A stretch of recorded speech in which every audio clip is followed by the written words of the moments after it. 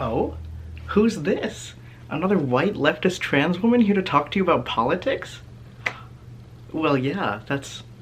Hi, I'm Matilda, or Matt. I haven't made a video in a while, have I? Today I want to talk about difficulty in poetry and in art in general. Something I'm very passionate about and something I get in a lot of fights about, so I want to do a video on it. This is adapted from an essay I'm working on. If that's published at any point, it'll be linked in the description. I hope to present it at a conference one day, pretty soon. Don't know when, or if I'll be Okay, we're gonna do the video. So if we want to have a discussion based on difficulty, we need to start with language. We got to talk about language first, and specifically language regulating institutions like the MLA, l'Académie Française, etc. Institutions like the MLA and l'Académie exist essentially to police languages. They are formed typically in the name of unifying a language, creating a standard around that language, and then policing that language in order to keep it stable and unified. This, ironically, goes against the natural function of language, which most people who know about me and languages will know already, which language essentially has always been inherently plural. When we say language, we mean languages, we mean spectrum, we mean dialect continuum, we mean language in a multiplicitous sense. In fact, instead of saying no one speaks the same language, it would actually be more correct to say no two speak the same language. We all speak individual idiolects, which vary from person to person, and I'd say that probably the closest you can get between two speakers would be family members, but even that I wouldn't be sure. It would probably based on proximity, people you spend the most time around. But even then, individual experiences can change the language that you speak so much, depending on the vocabulary you pick up and different lexicons that you build. Language and language speakers kind of float on mutual intelligibility. That's how language functions. It's why when you get languages that are different but similar, speakers can understand each other, like the situation between Swedish and Norwegian. At least many dialects of the two languages can understand each other, even though they're speaking entirely different languages. That is essentially the function of language on a pretty macro scale, but that happens when people speak to each other all the time because we're all speaking our own languages to each other. With the rise of modernity and nation states, we have kind of come to think of equating one language with a single nation state. Oh, that country, what language do they speak there, not what language is. Historically speaking, the equivocating, matching one language to one country is something that came with the rise of nation states, with the rise of nationalism, with industrialization, with needing to unify peoples, needing to unify languages. It is not something that is historically innate and intrinsic to languages. Languages have typically been fluid among communities, been used as kind of signifiers of what community you're a part of, and this kind of all became fragmented and reconfigured with the rise of nation states. I'll give the example of French in a second. Here's a kind of terrifying description of what l'Académie Française is meant to do. This is taken from the Wikipedia, by the way. In 1634, Cardinal Richelieu created an official body whose goal has been the purification and preservation of the French language. I love those words so much. Those are really powerful words. This group of 40 members is known as the Immortals, not as some erroneously believe, because they are chosen to serve for the extent of their lives, which they are. Ooh, fun one. But because of the inscription engraved on the official seal given to them by the founder Richelieu, à l'immortalité, to the immortality of the French language. The foundation still exists and contributes to the policing of the language and adaptation of foreign words and expressions. Fun. We love police. And so basically I just wanted to point out that it's an ahistorical illusion to kind of believe and pursue the preservation of any language in one immortal form. Language is meant to develop naturally, and ever since the codification of languages into writing systems, this has kind of evolved interestingly, because normally where speech would influence how you write, writing became kind of the centralized codified version of a language. This is how it's done, and so that came to influence future speakers of the language. For instance, the language that I speak has kind of been around for a good while now, and it's got a really big foothold on the world, and it's kind of terrible.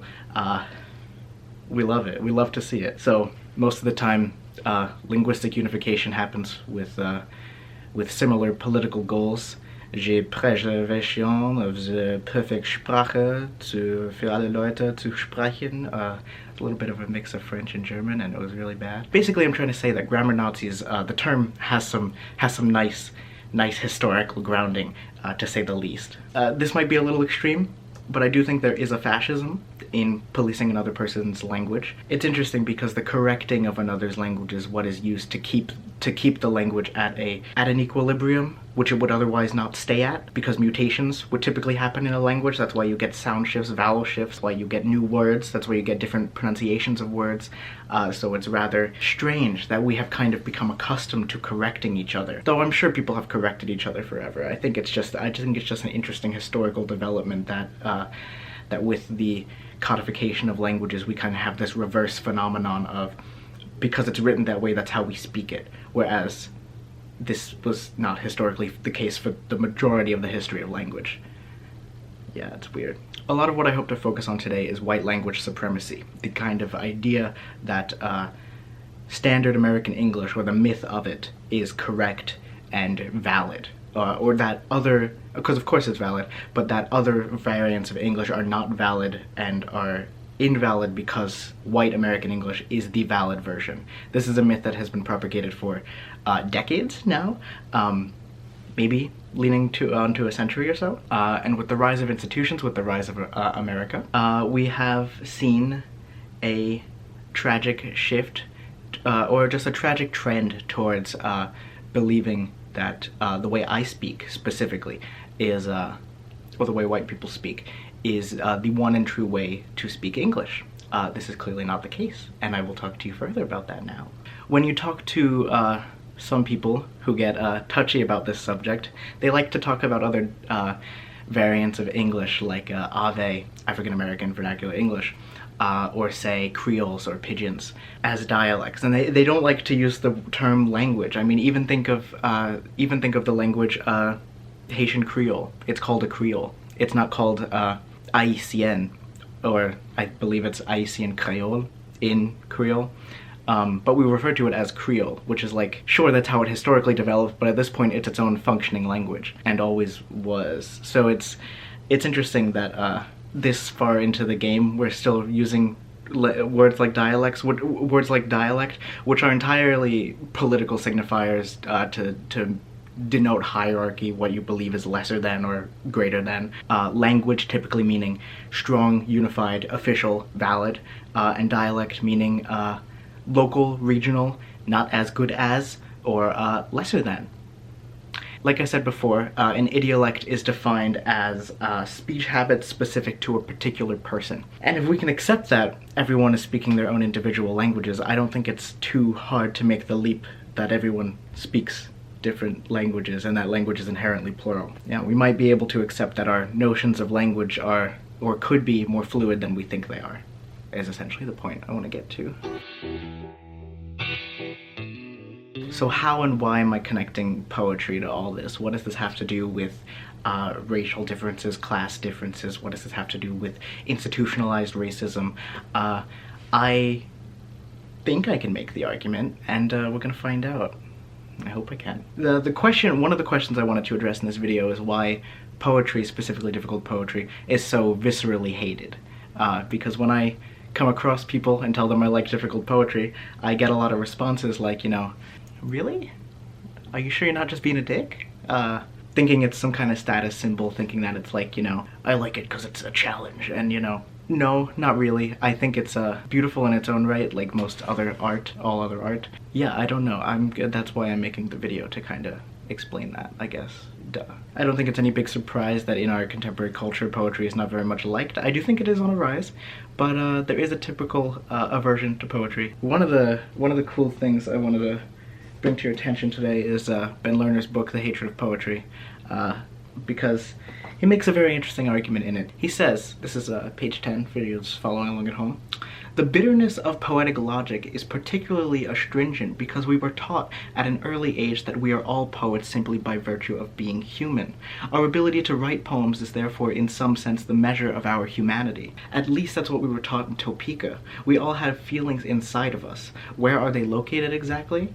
Poetry is the purest expression, the way an orange expresses juice, of this inner domain. Since language is the stuff of the social and poetry, the expression in language of our irreducible individuality, our personhood is tied up with our poethood." And the individuality bit is what's connecting me to language and idiolects. Just for you guys taking notes, being like, she's not connecting the dots. There are dots here. They're just very blurry, and opacity is like 50%. Throughout the book, Ben gives us a really good analysis of why poems are constantly failing us, that we always have these kind of idealized versions of poems in our head, the ideal capital P poem, that we are always thinking that a poem will go towards. Actually, Charles Bernstein, I believe, or Bruce Andrews, I think it's Bernstein, has a word for this, and it's deferring expectation, avoiding expectation. This striving for, it's a little bit like the Sappho poem, the reaching for the apple. It's a kind of reach and a reach, and you have this ideal poem in mind and you never reach it, and therefore we are constantly disappointed, and this is what leads us to become poets ourselves, to try to write that capital P poem, etc. And he says, on the notion of difficulty later in the book, around page 77, "If the poems are impenetrable, they are elitist, only allowing some brainy elect into the community of persons, because, as we all sense, a person is someone who can find consciousness shareable through poetry. If they are cliched, they embarrass us badly, showing internality to be only communicable through language that's been deadened, depersonalized by its popularity. And if they are weapons in a revolutionary struggle, they seem only to shoot blanks. Poets are not liars because, as Socrates says, they can fool us with the power of their imitations, but because identifying yourself as a poet implies you might overcome the bitter logic of the poetic principle, and you can't. You can only compose poems that, when read with perfect contempt, clear a place for the genuine poem that never appears." So he asks us to read with contempt. Okay. This is similar to what Roland Barthes says in Pleasure of the Text, that a reader must always write onto a text in order to read it, create meaning, create a new text constantly, and kind of give life to the actual text, because if there were no reader, the text wouldn't do anything. The text demands to be experienced and to have meaning inscribed onto it by a reader.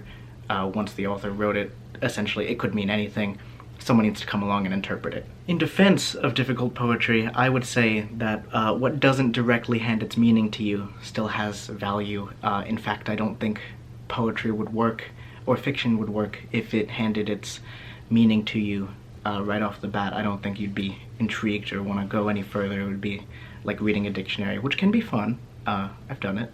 I do think it's this house of possibility, a fairer house than prose business. I think it something about poetry demands ambiguity and interpretation, so that the reader has a space to exist within the poem. And I think that's difficult. I think it's difficult to leave a space for meaning to be inscribed. And I mean, it's difficult in other senses. People don't like to feel as if they're being talked down to. Sorry, I'm scratching my neck. People don't like to feel as if they're being talked down to, like there's something being held back from them, etc. And, you know, I get that. I totally get that. But I personally feel like when a poem tries to explain everything to me, that it's talking down to me, you know? I think it goes both ways. I think when you can kind of sense something being held back, you can feel one way about it, and I think when it assumes you're dumb, I don't like that at all. And I have some analogies here to help. Don't worry, I have plenty of analogies. I like to ask people why it is we enjoy listening to music or looking at paintings or pictures of things that don't necessarily say anything. And I'm talking mainly about instrumental music here, about maybe more abstract paintings, but even any painting. I mean, you can look at a Van Gogh and it's like, those are really just brushstrokes that don't say what they are, but for some reason our brain interprets them, and we can get into Gestalt theory here. I mean, why is that a seagull and not just two little lines, you know? What makes that grass and not just green dashes, because that's what they are, essentially. But why is it that our brain inscribes meaning onto it like that? What is it about jazz that I find so enjoyable, that I can listen to the same song over and over again and hear new things every time? How is it that music evokes mood, etc.? None of them are really saying anything, but we come along and we listen and we look and we read and we make meaning out of it. I mean, I think that's the thing, is we're meaning-making creatures, and we seek patterns, and we like to find meaning, and it's difficult to embrace stuff that doesn't tell you what it means, but we do it all the time. I think the reason we have such difficulty is when it happens in language. When we take language and obfuscate it, and it's opaque, and we don't know exactly what it's saying, and difficulty is imbued in the reading, and it's hard to come to your own reading of something, because of the obscurity. I think it's interesting that we have such a difficulty when it's language itself that's causing the difficulty. I have some examples in a minute that could be helpful, but I think it's interesting how easily we're able to give validity to, say, jazz or avant-garde jazz, things which sound totally nonsensical but have a clear and defined art to them. Say a Pollock or something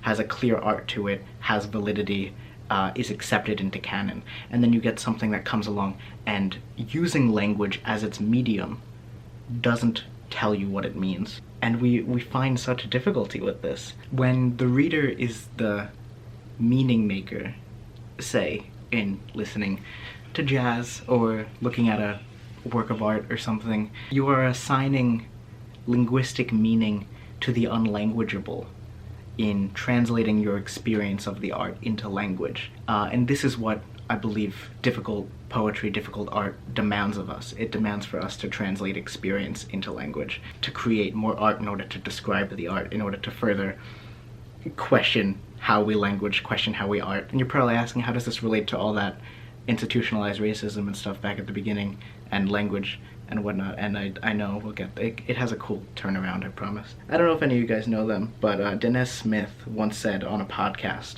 we're talking about poems not being about something, poems being like, you know, of the word and stuff like that. I think poems are meant to be cloudy in that way, right? You know, some poems might have a mission, you know, we can talk about accessibility, we can talk about all that kind of stuff, but I think we're in the business of misunderstanding as poets. And I love this quote so much. I love this quote so much. And similarly, Dean Young has also said, I think to tie meaning too closely to understanding misses the point. What isn't understood can still mean, obviously. As readers and writers of poetry, we kind of, I think our art form requires us to embrace ambiguity, allowing ourselves to move in and out of different readings of poems, different perspectives, different potentials. And one of the biggest problems I think I've ever had with the workshop scene, and being still an undergrad in creative writing, I'm talking from experience, is the push a lot of my peers and professors have had towards a lot of me and my friends towards less confusing iterations of poems. And I'll talk about that, because I think that's funny. I think it's really funny that poetry people and professors want less confusing poems. They don't want to do the work. And I do think it's fair to have a conversation about a poem. I think the poetics of it are fair. Talk about what's working, what everything is doing, not about what's working, but what everything's doing in the current iteration of the poem. Because, you know, you're there, a workshop is there for feedback, yada yada. But I don't know. I think calling it confusing is a refusal to participate in someone's art. I think if you say that's too confusing, you're not telling them what you experienced when you read it. The difficulty inherent in the trying to understand. I have friends who have made poems that do not signify anything when I read them. And I can still, articulating that experience to them is meaningful and helpful as a writer to understand what it is you're doing, and watching your art be processed by another human is a really meaningful process for a student, for a student of art. And I think anyone could agree with that. That it's important to have your art treated like literature, like actual art, because it is. Just because you're a student doesn't invalidate that. You can see how I'm tying it all back to language and the languages we speak. You know, you see what I'm doing. I know you do. If we conceive of the poem as a radically open space, as any canvas as a radically open space, and we invite the reader in to inscribe meaning onto what's there, the author becomes less authoritarian, and it becomes a much more playful and productive space for both parties. So now I'm gonna give some examples of my favorite poems, my favorite difficult poems I like to show people, and they're like, how the hell do you like this stuff? And I'm like, cause it's fucking crazy, dude. And so I'm gonna talk about Peter Inman and David Melnick, two poets associated with the language movement in the 1970s, or not movement, they don't like to be called that. Associated with the language-centered poets is how I believe I should refer to them. Pardon my pronunciation of Peter's work. He might pronounce this difficult. He might pronounce it difficult. He might pronounce this differently. I'll have a link to a recording of it and the PDF of the poems I'm looking at. Whatever I can link will be down below. Inman and Melnick will be there, but Glancy, I'll have a link if you want the chapbook. I believe it's $15 from the Atlas Review. I will try to explain my experience of Inman's poetry to you in a minute. But I can't explain the poetry to you, obviously. And I think that should be said about any kind of art. You can't explain art to another person, it demands to be experienced. That's kind of what I'm getting at, but here's an example of it. So from Ocker, these are different quotes when I do the thing. Spone immense, throatque, narn siri, onighted, crine. And when I read it like this, you miss out on the formatting of it on the page, you miss out on his pronunciation of it, his performance of it. My quoting of it doesn't do it justice, but it gives you its own kind of performance in a way. Ocker for Robert Grenier. O night, crine, Menzen, Nanome, Trouse, Debris, Clud, Age, Briner, Gyrer, Rub, Plancher, Table, Pinced, Space, Sask, Jaw, Grier, the follow of lumps, Ploat edge, Throatque, Narn, Siri. So what can I do, having read Spone immense, throatque, narn siri, onighted crine? What the fuck? What do I do? What do I do with that information? What is that? What am I looking at? I can try to give you my reading of it, if you'd like. It's just my reading. Doesn't have to be your reading, but I'll give you my reading of it. And keep in mind that this is me articulating my experience of reading this to you. Keep that in mind, that's important. Take notes, write that down. So for a while now, when I've discussed this poem with friends and professors, I've described certain moments of it as hearing kind of echoes and corners of words, of familiar words, kind of like a word is going around a corner and I catch a glimpse of it, and then it is refracted in a mirror and goes through water, and then light passes through it and it changes. Something like that, I don't know. But for instance, throatque is one of those. It's clearly the word throat until it's not. It's throatque. Onighted sounds like united, but is spelled differently, and is onighted, not united. And I can't do anything with this information necessarily because it doesn't tell me what the poem's doing. But it is a document of my processing the poem. One of the more clear moments for me in this section is immense, spone immense, because I see that as kind of being postpone, spone, and then immense, commence. But again, this is me creating a new poem. You see how, so like we're very much in the territory of Roland Barthes. I'm just writing a new poem on top of this poem, which he would like. He would want me to do that, but doesn't help me write a poetics of it, does it? But nonetheless, I think it's important to use, to kind of delve into these outside spaces of potential and then come back into the poem and see what's actually happening. And when someone asks you, okay, but what does that actually mean? It means sponements. What do you want? That's what it means. I don't have a dictionary. I can look up those words for you. Those are the words. That's what it means, fam. I don't know, what?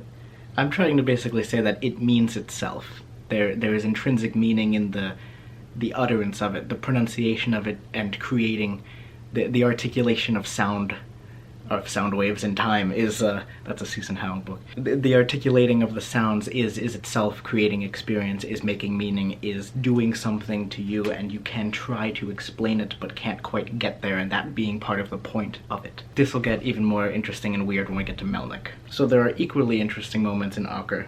There are these moments of really intense linguistic clarity. I'll give you some examples.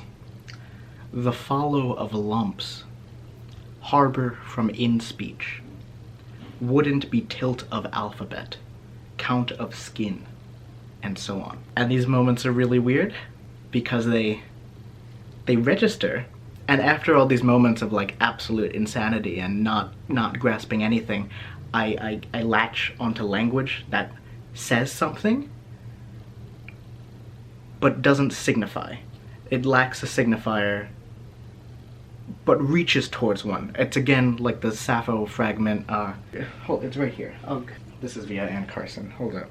As the sweet apple reddens on a high branch, high on the highest branch, and the apple pickers forgot, no, not forgot, were unable to reach. That's a good way to sum up what's happening here. Friends of mine and professors, when we've discussed this poem, have described these moments to me as oases of sense, to put it in another word. And I have not experienced them like that. In reading Ocker, which you can read very quickly, it's only like 20 pages or so, of words just kind of strewn across pages. When you read Ocker like this, and your brain is kind of getting used to the nonsense logic, to the linguistics of it, it's very strange for me to come across these moments that try to signify for me, because they wind up not. And it's very strange, because I'll then reread them like they're meant to mean something, and it doesn't. And it's moments like this that are so interesting, because my brain wants to make sense of it and can't, and it creates this image and then loses it. Like the follow of lumps, I can picture that, but what does that mean? I have no clue.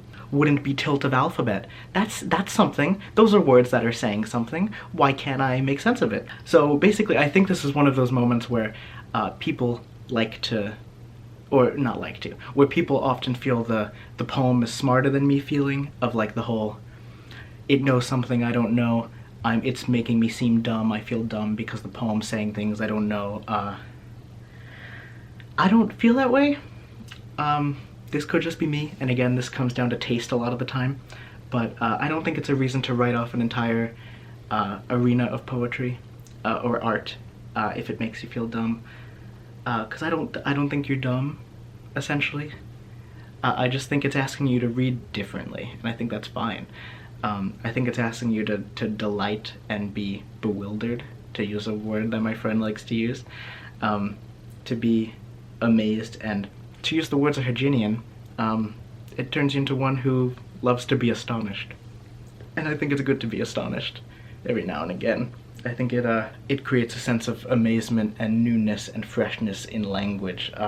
As Ilya Kaminsky said, why break a language to wake it up? So there's not a whole lot of Melnick in print right now, as far as I'm aware. This recently came out, I think this year, actually. Did this come out this year? This book was published, which is the 3-volume set of David Melnick's Men in Aïda, which is his homophonic translation of the Iliad. He translated the first 3 books, and it's really something, to say the least. In previous publications of this poem, there has not been too much of a hint towards the Iliad. The only hint has been the epigraph, previously, that is. The only hint in previous editions, like the one published by Tuumba Press, or whatever the second, the one on Eclipse Archive, like when those were published, the only hints at that point were the epigraph, which reads Meinin Aïda Peleia deo Achilleos Romaine, etc. Or Achilleos ends. I'm sorry, there's me going and reciting the Iliad for you. Ooh, hoo-hoo, watch me. That first line, if you then go to the first line of his text, which is all that appears in previous publications, you would have that epigraph and then begins the text. Men in Aïda, they appeal a day, O Achilles, etc. And so one with a keen eye would notice Achilleos, Achilles, Menin, Menin, Aïda, Aïda, Peleia, Appeal a day, AO, etc. It calls into question originality and ekphrasis and what divides palimpsestuous art from the original text. Very interesting. Kind of a Lucy Brock-Broido situation with the master letters of Emily Dickinson. Like, where does Dickinson stop? Where does Brock-Broido begin? Yeah, Charles Bernstein mentions in an essay talking about Melnick that he brings up this thing about it not being clear what the original context is for the work, how it came about. And therefore requires you, if you didn't, well, I should mention, by the way, this edition has the facing text in Greek. So you can see the original text, you can compare line by line, you can see what words derived from what words, because it's a homophonic translation. Homophonic translation meaning he sounded out the Greek and inserted English words, English sense into the Greek words, if that makes sense. So, men in Aïda te a Peleia deo Achilleos, men in Aïda they appeal a day o Achilles, etc. for the entire 3 books, for an entire 3 books. Read the whole thing, it's exhausting, very fun though. Like nothing I've ever read before. I experienced genuine relief after finishing this book and going and reading Robert Duncan. I forgot what normal poetry was like. For better or for worse, I kinda miss this. I want to come back to it. It was kind of like going into this weird universe where everyone in the Iliad is fucking each other, and it's really, really gay. Happy Pride, am I right? Experiment. It derives from the Zhukovskian tradition of homophonic translation that he started with his wife Celia Zhukovsky? I believe that's her name.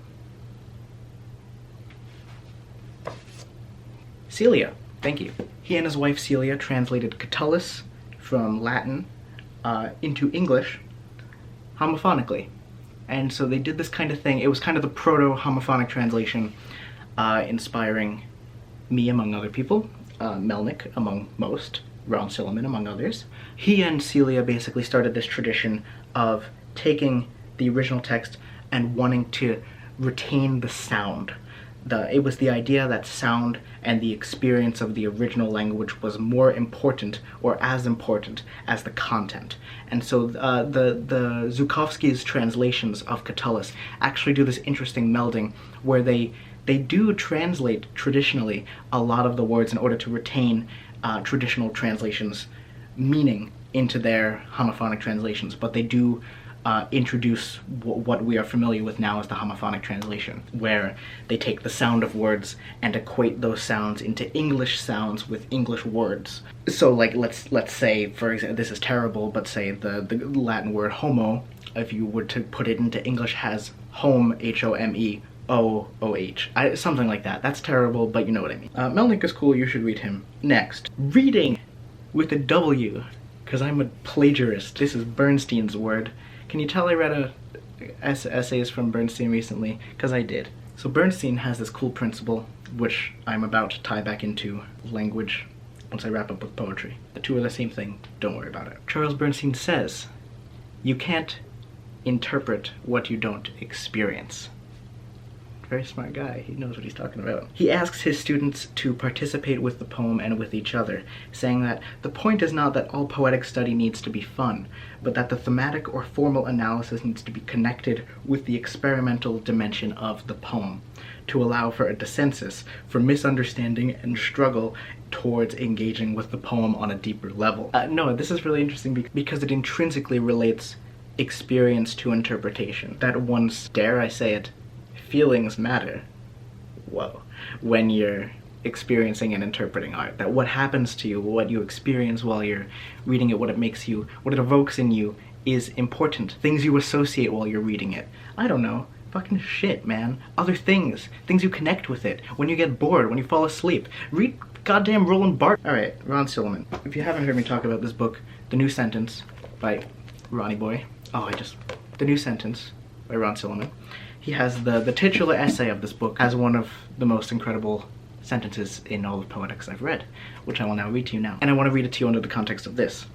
When we talk about poems, when we talk about a piece of art, we often talk about it as if we can address all of it in its whole, in its entirety. This is also an inaccuracy, just like the fact that language is meant, just like the idea that language is meant to remain stable forever. We cannot, in fact, talk about art in its wholeness. We can only talk in little bits that we recall from memory, unless we are reading directly from it out loud, quoting from it, citing it. Listen to this, just strap in for a second. Each device is determined by its relationship to the whole. This might be called the first axiom of the poetic device, to which we must now add a second, based on the implications of the privilege given to expectation, to the process of experiencing. In the generation of semantic shifts at all levels, there is no such thing as a whole. This is because time divides the poem. It can never, even on completion, be experienced at once. The reader is always at some point with regard to the reading. And if you think about this, this is exactly true. If I were to get out this Sappho poem again and attempt to talk about the entire thing at whole, I can't even talk about the whole thing at once. I can say, man, that was a good poem, and even that doesn't do it justice, because I'm abstracting and generalizing about the entire thing, and it doesn't do anything. The only way, I think, I can talk about the entire poem is by reading you the entire poem. As the sweet apple reddens on a high branch, high on the highest branch, and the apple pickers forgot, no, not forgot, were unable to reach.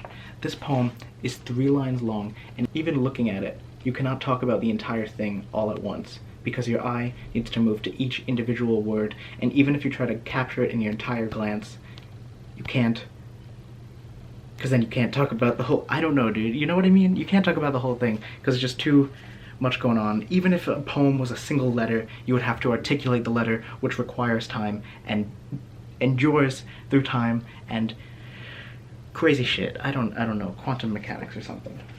This kind of anachronism in reading and writing and experiencing art is what Barthes called diluted tmesis. How a writer cannot predict or demand what a reader feel when the reader feels it, if the reader feels it, etc. It kind of establishes the rule that a poem or any work of art, once it exists in the real world, is a free-for-all for anyone who comes across it. To literally cut it, temno, from tmesis in Greek, means to cut, and so Barthes would love this. Literally cutting out a poem to make a new poem out of it is probably all Barthes would want you to do with existing poems, and I'm here for it, but this kind of is a testament to kind of the work that I think Melnick does, which is create work from work. In that, I don't think he even needed to understand, you wouldn't need to understand a language like Greek to create that work. Of course he did, he was a genius.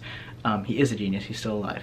But all you would have to do is have an incredible understanding of the sound of the language, and you could go about a project like that, which is pretty crazy. And it's really insane when you are reading Melnick and you go and you look at the Greek and you're like, how the hell did he come up with these words? The idea of breaking in the middle of a word in order to form a new word, breaking in the middle of a Greek word to form a new English word, the idea that these sounds kind of form a liaison across words, that's not the word I want, you know what I mean, is crazy. It's just it's so incredible. And I now have to dig into my physical papers in order to read you the rest of my essay, because I didn't finish writing this script.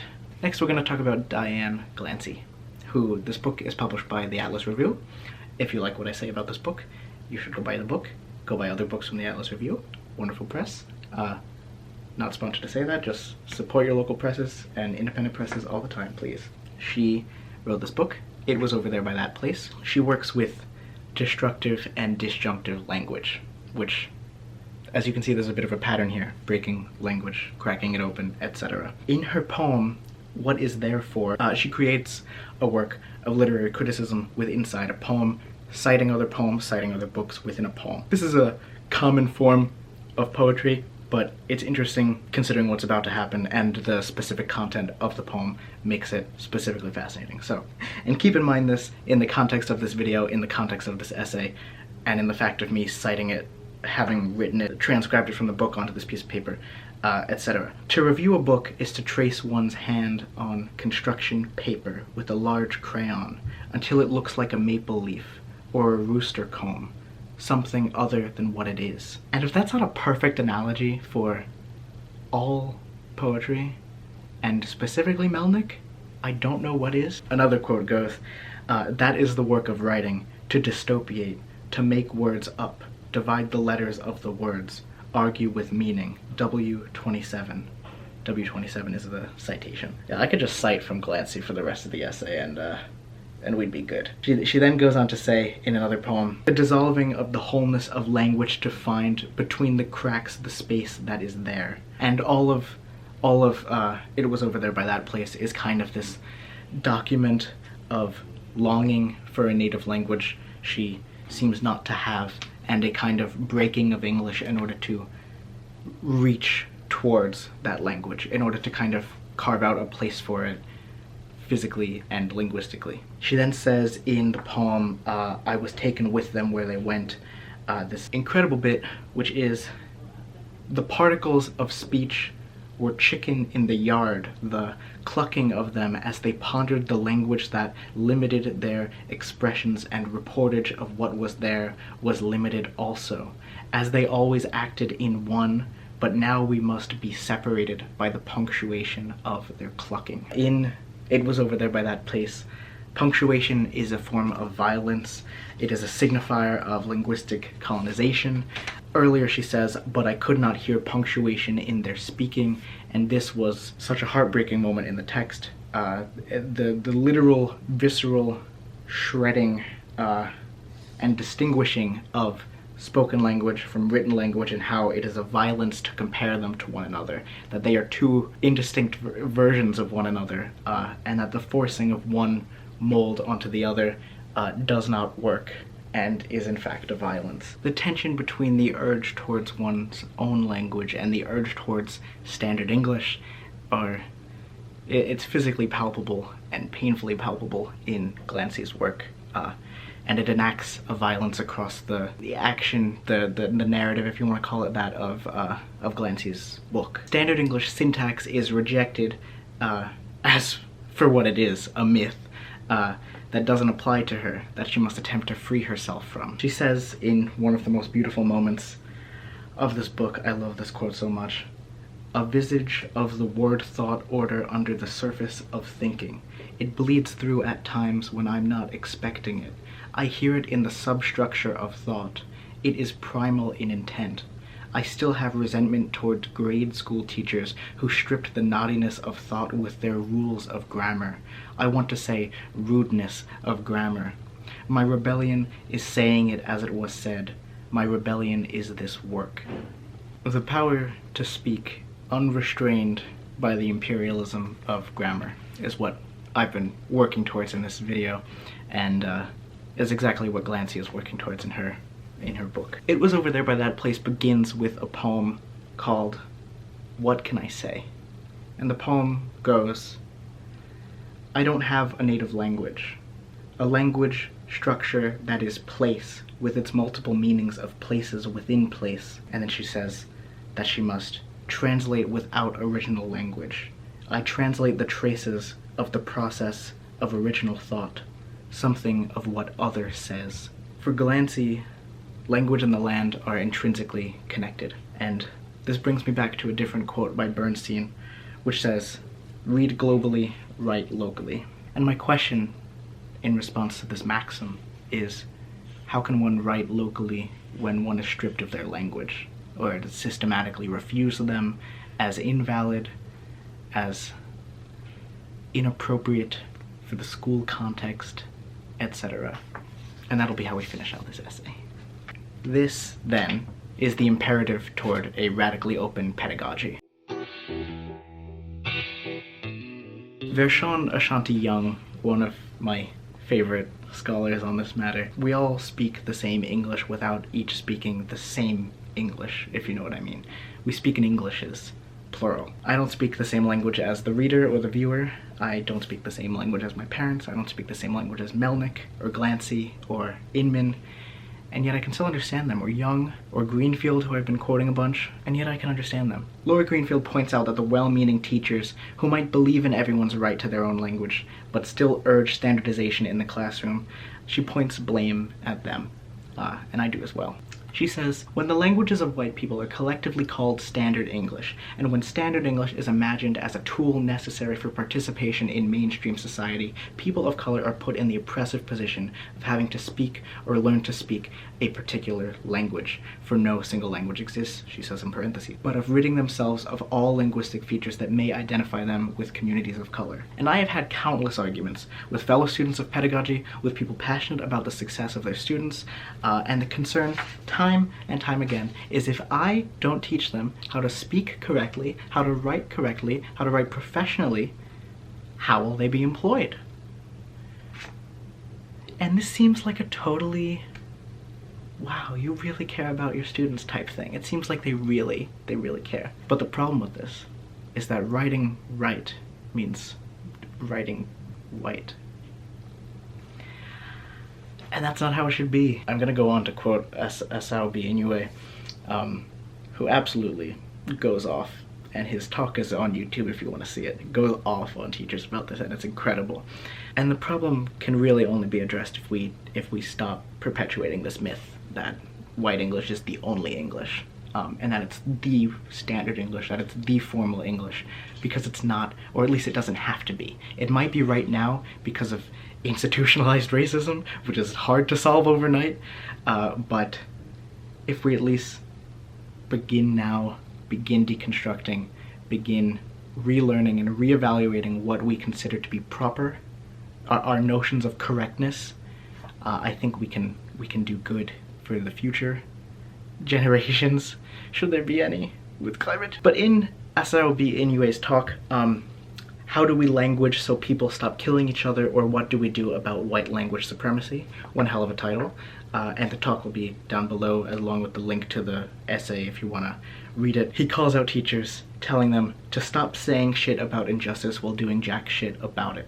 And then I go on to say, liberal teachers are complicit in being woke about social issues while perpetuating the same institutional injustices which harm linguistic minorities, and just continue to reproduce hegemony in the classroom and in society. Whether they intend to do it or not, by continuing these practices, you inevitably reproduce these hierarchies that you feign to hate. Both Inouye and Bell Hooks, who is very influential in this essay, draw on the work of Thich Nhat Hanh, who, this is me quoting from Inouye, bases most of his teachings about peace on a kind of deep listening, or as I prefer to think of it, a deep and mindful attending to the other in our presence. This reveals listening as limited, as it is only an auditory metaphor. Attending is more holistic and embodied. Han reminds us that every person has a suchness about them that can be understood and attended to on the other's terms. He explains, if we want to live in peace and happiness with a person, we have to see the suchness of that person. And if you think of the word attending and its connections to the French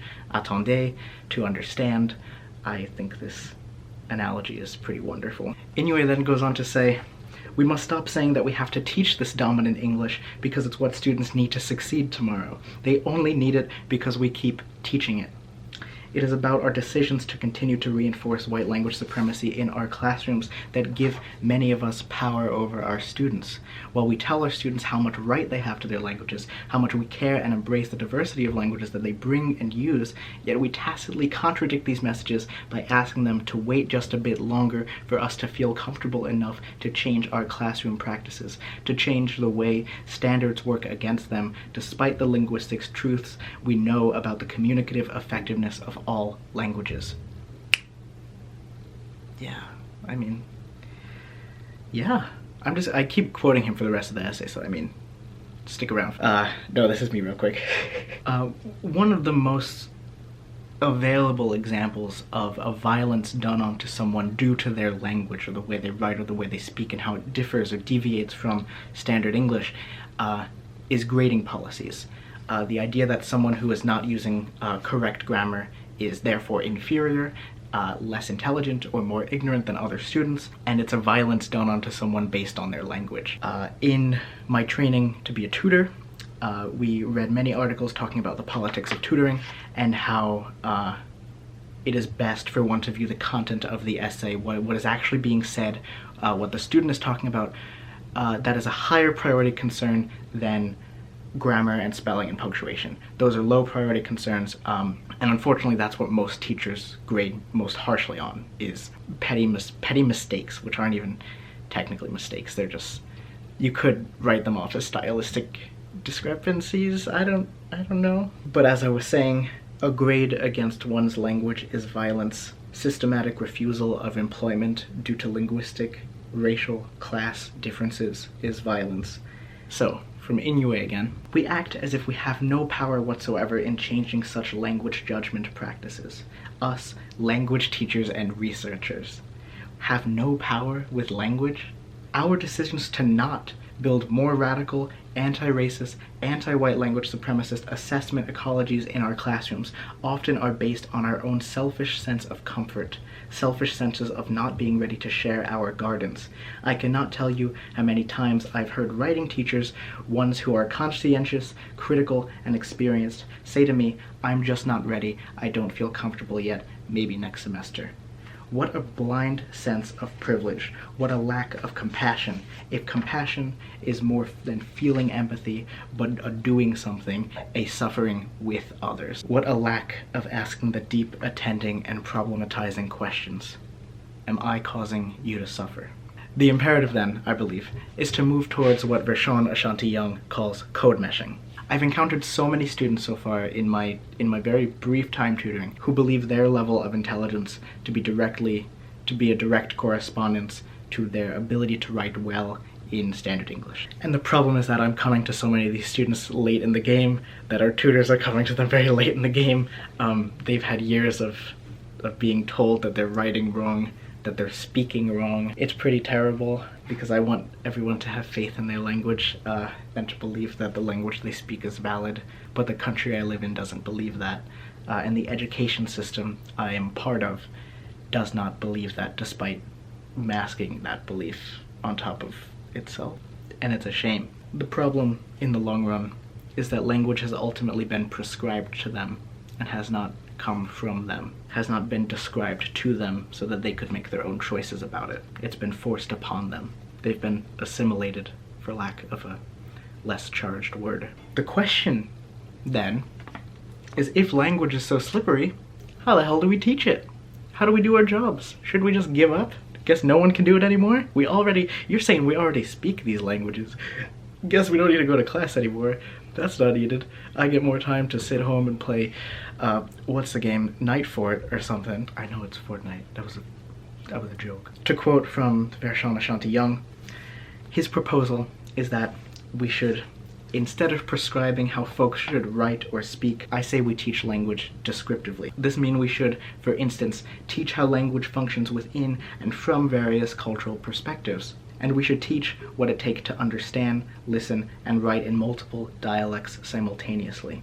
We should teach how to let dialects commingle, show enough blend together. And if someone needed to ask me what my teaching manifesto was, I would point to this paragraph. I believe that it is the duty of teachers to demonstrate the overlapping functions of language, to give their students confidence in their own language, to genuinely celebrate linguistic variety, and to escape racist grading practices. I think the word English is a very large umbrella term that encompasses hundreds of languages underneath it. And I think if we made English class a little bit like old school grammar class, which I actually never grew up with, but kind of more of a linguistics class, and taught about the underlying structures of language, taught about syntax, taught about, I don't know, describing language. However you do that. It's kind of the one part of this theory that doesn't exist yet.